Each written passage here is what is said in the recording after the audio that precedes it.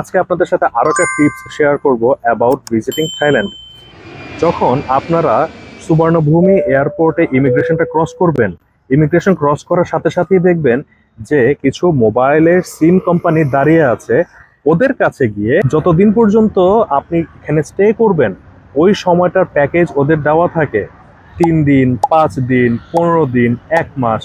ওই প্যাকেজ অনুযায়ী একটি সিম কিনে নেবেন, এতে করে আপনার ফোনে ইন্টারনেট অ্যান্ড হচ্ছে যে কল আছে সেগুলো আপনি ইজিলি অ্যাক্সেস করতে পারবেন।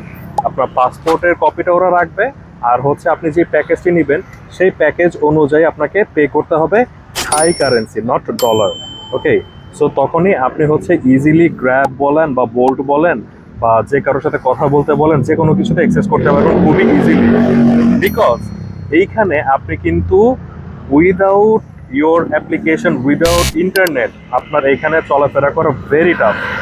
সো আরও টিপস পেতে সাথে থাকুন। ততদিন আসসালামু আলাইকুম।